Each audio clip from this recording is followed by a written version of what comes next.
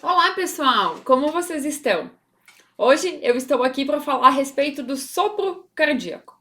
Uma dúvida muito comum que eu recebo todo dia no meu Instagram e o paciente perguntando no consultório é: sopro é uma doença grave? Então, vamos falar um pouquinho sobre isso hoje.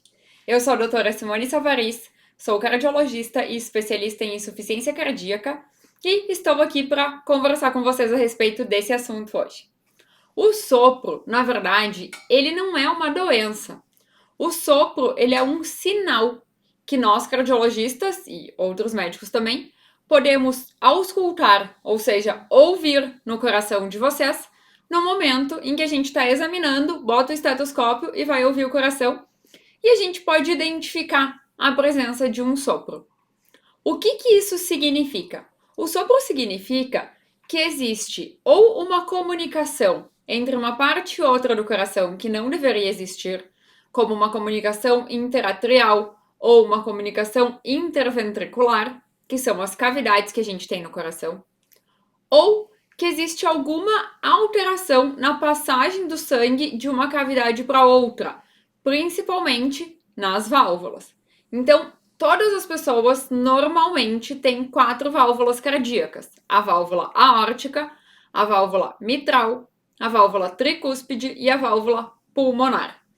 Essas válvulas abrem e fecham normalmente durante o ciclo cardíaco e é através delas que o sangue passa de um lugar para o outro, que ele vai do coração para os pulmões, é oxigenado nos pulmões, volta para o coração e do coração vai para todo o nosso organismo. Quando a válvula sofre degeneração por algum motivo e ela fica mais apertada, mais fechadinha, a gente chama isso de estenose. Quando a válvula também, por algum motivo, por alguma razão, sofre alterações e fica insuficiente, fica dilatada, digamos assim, a gente chama isso de insuficiência ou regurgitação valvar. Então, quando a gente tem uma estenose ou uma insuficiência, em quaisquer uma que sejam das válvulas, a gente tem um sopro. E o sopro pode ser de intensidade mais alta ou mais baixa, e ele pode indicar uma doença leve ou uma doença grave. Como que a gente sabe qual tipo de doença a gente tem, qual a gravidade que aquele sopro está indicando? Algumas características do sopro durante a ausculta já nos guiam para isso, somando, claro, com a história do paciente, então, que problema de saúde que o paciente tem, que remédio que ele toma, né? O que aconteceu na vida dele nos últimos tempos, ou enfim, até desde a infância.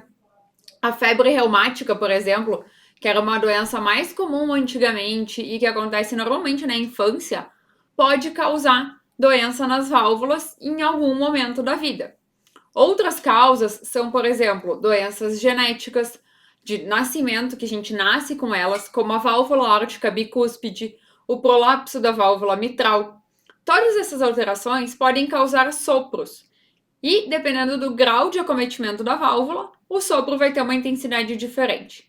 A confirmação da existência de uma comunicação inadequada no coração ou de uma doença de válvulas é feita pelo ecocardiograma. Então, mesmo que a gente ausculte um sopro, o tratamento nunca é feito sem antes confirmar com um ecocardiograma o que aquele sopro está indicando. Existem também situações, como por exemplo, uma pessoa que tem uma anemia muito grave, que por alterações no fluxo sanguíneo podem manifestar um sopro. E esse sopro pode desaparecer tratando a anemia. Então é muito importante sempre a gente investigar a causa desse sopro para poder fazer o tratamento adequado e não deixar passar nada. Tá certo, pessoal? Se vocês ficaram com ainda alguma dúvida a respeito de sopro, vocês podem deixar nos comentários aqui embaixo. Se inscrevem no canal e compartilhem esse vídeo. Eu vou ficar muito feliz de levar informação para cada vez mais pessoas. E sigo por aqui com mais vídeos nos próximos dias para trazer mais informações.